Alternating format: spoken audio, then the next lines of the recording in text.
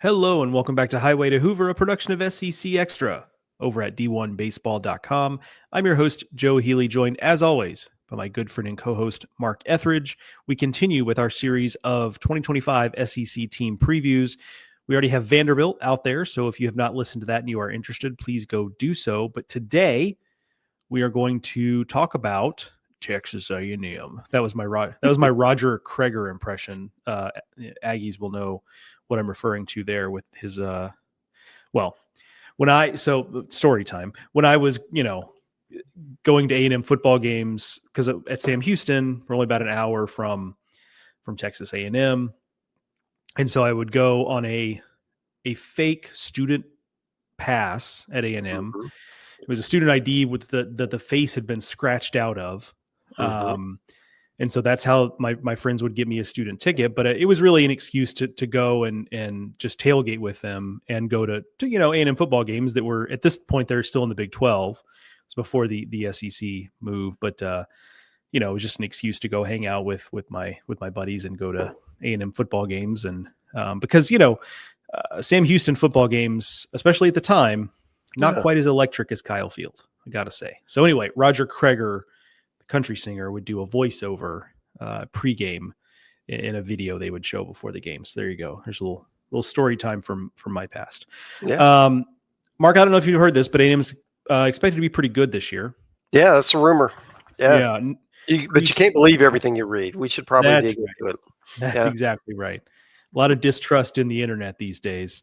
But yes, so preseason number one, Texas A&M, and easy to understand why. They're kind of not only loaded in terms of like the guys we knew from the jump were coming back to school, but they also went shopping in the portal, and I don't say that derisively. Like they went into the portal, added some guys who I think are going to be instant impact guys. They got guys back who they, I think if this was 3 or 4 years ago, they probably don't get back because they're able to, sweeten the pot for guys to come back to school. So they did a lot of the offseason. A lot of things went right in the offseason. Yeah. For Texas A&M. And honestly, I don't want to say it's unexpected, but if you had told me, as the postseason is going on, like, hey, one day after A&M season is over, Jim Schlossnagle is going to leave to the team's biggest rival. Yeah. I would have thought that, 2025 might be a little rough because you're bringing a new coach. You're probably losing a bunch of guys in the portal. There's obviously the morale piece to overcome when you lose a coach who had, for all the criticism that A&M folks have about him now, understandably, like the dude won there. There's no disputing that. So there would just been a lot to overcome, but instead, they promote from within. Michael Early takes over. The roster holds together. They bring back everybody they would have otherwise brought back, and not only brought them back, but seemed like those players enthusiastically came back. Certainly a lot of them had options, both, Texas with Schlossnagle and others, I'm certain. But they hold the roster together. They, and then that gave them, I think, the momentum to do all the things with the roster they did the rest of the offseason. Right. So, Mark, if you had laid out that set of facts, and I would have struggled at the time to draw a line directly from that to Texas A&M being the preseason number one, but here we are. Yeah, and I know as I made my connections around the league, that was one of the things. Anytime you bring A&M up, it's like, how did they keep everybody? No one keeps everybody in a coaching change, especially one like this, right? That was just so chaotic at times, and they kept really everybody that they wanted to. And not only did they do that, they weren't just content with bringing back the core of the team, which would have been an awesome team regardless, but they supplemented with players who not only can contribute, but actually be some of their some of their better players. So it's the best of both worlds. And if to your point, certainly the day after they lost the College World Series final, we did not see and the Schlossnagle news broke, we did not see this as even being an option. And oh my goodness, they are the number one team in the country in the preseason. And we didn't really debate it that much. It's just kind of, you look at their roster and it's like, oh yeah, okay. This is the most talented team. They're the most experienced team. They have the fewest questions, and they have depth, right? So you add all of that together. So everyone's going to sustain some injuries. Everyone's going to have guys who underperforms, and because of what they've been able to do, supplementing with other players, and not to mention all the developmental aspects of the program, everybody has people who exceed expectations. I mean, the, this is a deep, talented team, and really the questions for most of us are just, it's a first year head coach, and we all love Michael Early and the energy he's bringing, and what a great job he did to keep this roster intact and supplement it. But he's still a first year head coach in the most challenging league in the country with sky high expectations. It's tough for anybody. And that's going to be a fascinating point. One of the things I actually talked to him, I guess, was last week, and one of the things that really strikes me about Michael is that he's very confident. He's in his ability, especially to to build a program and to do things the right way. He has a plan and how he wants to approach it, but he's also aware of what he doesn't know. And I think a lot of times those are not two skills that that coincide. Okay, all that confidence and all that ability to galvanize people to come with you, but also realize that maybe I don't have every answer, and I'm willing to go out and seek that from others. And I do think that's a skill, especially in this role as a first year head coach in this league, that will serve him well. So, I mean, I'm bullish at this point. Obviously, they're the number one team in the nation based on talent. And I, the question is, what's the first year head coach going to do? But everything I've seen so far is I don't think the moment will be too big for him. Yeah, certainly has done everything that a first year head coach can do before taking the field, Till the lights come on. Yeah. Yeah. He's, winning the press conference and doing all the right things with the roster and so on and so forth. It's just a matter of what happens when, as the phrase you use, the bullets start flying. And, so there's that aspect. How does he handle that being in the big chair? Right.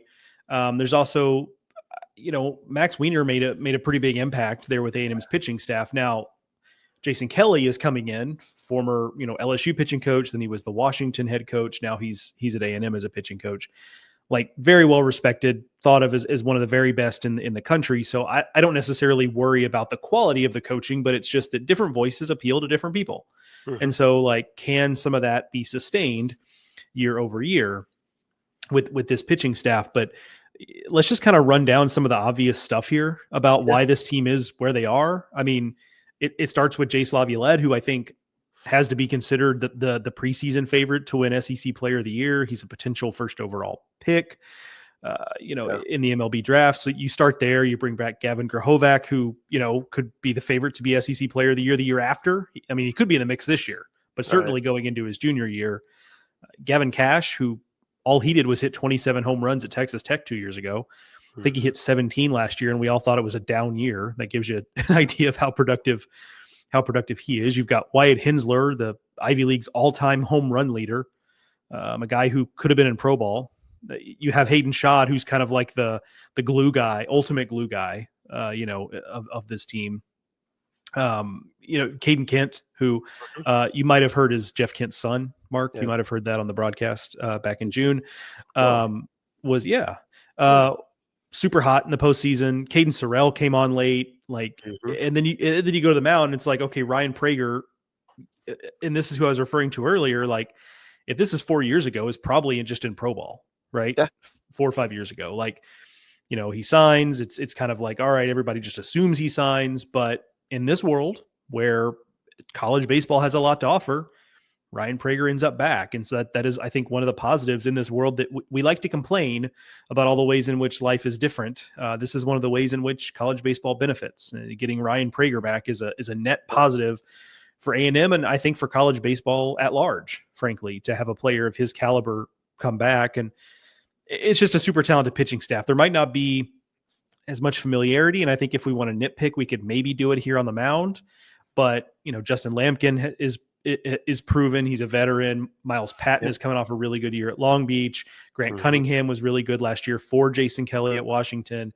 We could go on and on here. The talent is certainly there, but the list of reasons why we have them number one is we could attack this from all different angles, but the reality of it is just that on its face, like you and I in this podcast will try, just for the sake of balanced, we'll try to nitpick some things here, but like it's hard to do on its face with the talent they have. Yeah, it looks like a fantasy lineup, right? You have all these guys and you can put them wherever you want, and positions don't really matter because they're going to hit so much it doesn't, they'll overcome any defensive deficiencies. I think, can Wyatt Hensler play second base? He's a pretty big dude. He's not your traditional looking second baseman. Maybe that's something to nitpick, but he's going to hit so much. He's probably going to produce way more runs than if he gives up any. Catcher, they've got really three guys that they brought in, three transfers who could all play. Jacob Galloway, Connor Harrison, Jamal George, they could all play there at some point. George is kind of a super utility guy who could play a lot of different places. It's what is, if you're looking for, holes, maybe there's not a lot of, slash kind of hitters, that are just strictly contact. There's a lot of big boppers in this lineup. If you get a guy with a lot of swing and miss, how do they handle it? Probably fine. But if we're nitpicking, that's something I would look for. And then on the mound, I mean, remember Shane Sadeo, who was one of their best pitchers last year, is out for the year with an injury. What if he returned, right? What would this pitching staff look like?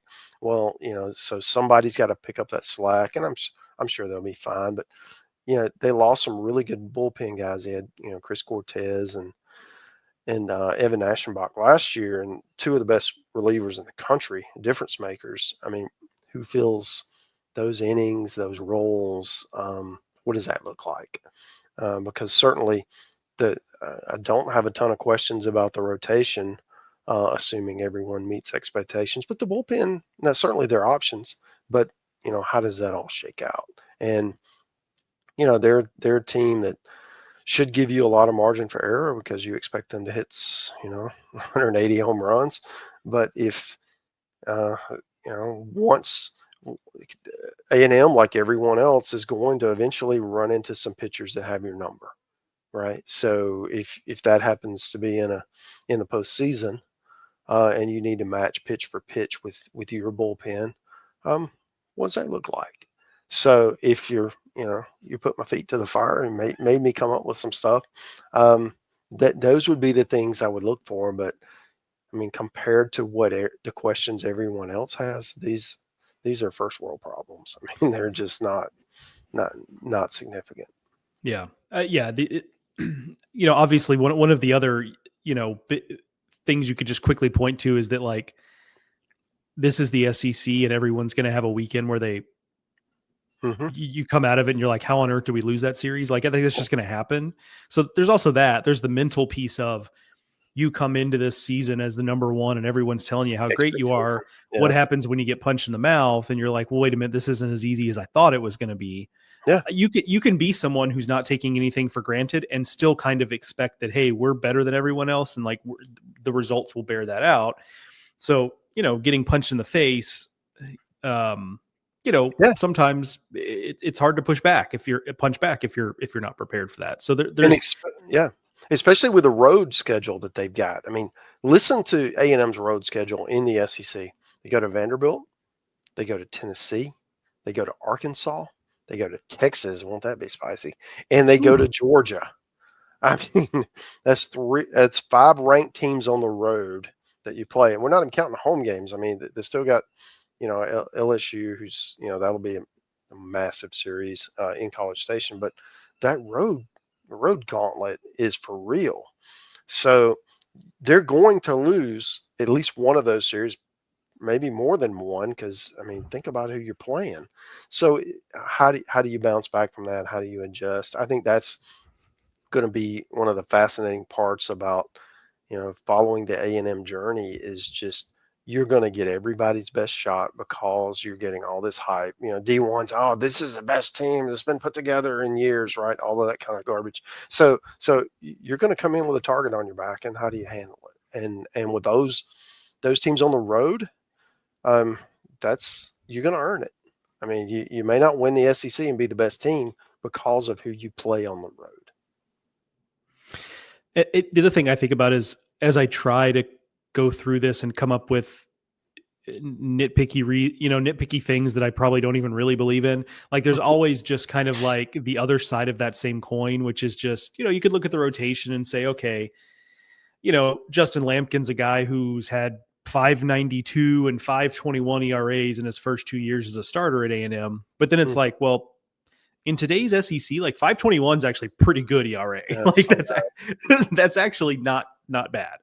So you just have to change like some of the, and his peripheral numbers are very good. 88 strikeouts in 65 and 2/3. Like that's a good season. So like you just kind of have to adjust your expectation there. And then you're like, okay, well, Miles Patton coming from Long Beach State, like, is that going to translate? But then it's like, well, we have a lot of evidence that shows like if you're a lefty who can throw a bunch of strikes, like that's just going to play. So I actually don't really worry about that as much. Okay. Caden Wilson, Weston Moss, they're unproven as like dudes, right? Like in the bullpen, but their stuff is really good and is better than better than a lot of guys that are going to be taking on similar roles in other places. So yeah, and there's enough of them, right? Where you're not really dependent on, hey, this one guy better hit or we're in trouble. No, there's enough depth where, if your starter goes 4 innings, you've got enough pieces to not even stretch anybody out and finish the game out, especially because you anticipate scoring a lot of runs. I mean, if that's your Sunday game and you fall behind, 5-1 because your starter didn't have it that day, that's not really that concerning for this kind of lineup because you feel like, especially on a Sunday, they're going to score runs. And once they get into other teams' bullpens, that's where I really feel like A&M's going to have an advantage because they're just going to hit so many balls out of the park and off the wall, and it's just going to be a merry-go-round. I think you could also look at, you mentioned strikeouts, and I think you could look at it and say, look, this is a team that last year Gavin Krahovic struck out 95 times and Chase Laviolette struck out 81 times and Hayden Schott struck out 59 times. Like there's some high strikeout totals on this roster. But then I think it's important to put that in context, though, because I do think that can be a concern. And obviously, we'll talk about this team when we get there. But Florida is a team that has a lot of strikeouts in its lineup. And in a lineup in 2025 without Jack Caglione, I'm a little more concerned about that because it's like, what if your lineup just gets stuck in neutral with a bunch of strikeouts? You go double strikeout in an inning. Without Cags, who last year did a lot of bailing their offense out, let's be honest. A&M, I just don't worry about that as much because it's like, okay, Grahovic and Laviolette might strike out a bunch, but that's just going to turn somebody's going to be there to bail them out, right? And that's it. That's not even really taking into consideration the fact that they might swing and miss less next year, which is entirely possible, right? So, even that is like, yes, I don't love a team that strikes out a ton, although I wouldn't say outside of Laviolette and Grahovic, they actually are expected to strike out a ton, but I think it's important to put context on something like the strikeouts because I just think it's going to be so difficult for their lineup to all be slumping at the same time. So I just think, I don't think that's going to be an issue in a way that it might for others. Yeah, and this looks like a lineup that's just going to hammer mistakes, right? And as good as pitchers are, and this is a really good league, and they're going to face some good competition that we talked about. you're going to get those opportunities to mash things. And this is a team, they're going to hit good pitches, but they're going to hammer mistakes. And I do think that that's going to be one of those, if A&M is, if they roll through that, that challenging schedule, it's going to be because they just bludgeon people, and their pitching is able to pitch with enough. We'll just say that they don't have to press because they're aware of what's behind them and what's going to happen in the bottom half of the inning. That they're able to just kind of cruise a little bit and not, it's hard to pitch in this league, especially maybe you get a tight zone one day, but I just think they'll be able to power through that, especially with the depth that they have, and then just to be able to just kind of relax. Okay, our offense has got you. You don't have to hold them to 3. You can hold them to 6, and we'll probably still win. And I think most teams that we're going to talk about can't say that, and A&M is going to be able to. My last thing on A&M is it'll also be interesting just in such a crowded lineup in particular. Do we have any sort of just I don't want to say out of nowhere, but just any unanticipated breakout stars, right? Is it Blake Binderup, who is like as physical as anybody in the country, frankly, and like does he have a monster year from a power perspective? Matt Bergevin from Fairfield, does maybe that translate from small conference to A&M? Better than maybe I'm anticipating. Does Jamal George, a guy who played in the USA and maybe isn't locked in at any one position, but could end up playing 55 games at 6 different positions. Right. Is he just kind of, is he just kind of like this Swiss Army knife guy that's super fun to watch and brings a lot to the table? There's not a ton of space for guys like that to emerge in this lineup, but I'm guessing someone will, and I'm interested to see who it is. And then obviously it's just going to make the rich richer here, but those guys will emerge, and they probably will, right? Because someone in this lineup, it's just a unfortunate reality of sports, frankly. Like someone's gonna turn an ankle and be out a few weeks, right? So like they will need that the way every team does, and so I'm interested to see who those guys are. Yeah, that's a great point. The unsung heroes. Like Caden Kent did last year. We really weren't talking about him until Braden Montgomery gets hurt, and you have to shuffle things. One of the stars of A&M's postseason. So that it's a great call by you. I think the last thing on A&M is just being able to handle the expectations. That's to me they're going to hear it all, and they're going to have to handle that heavy burden, and whether they can relax and just go, hey, we're going to play our game and do our thing, and what happens.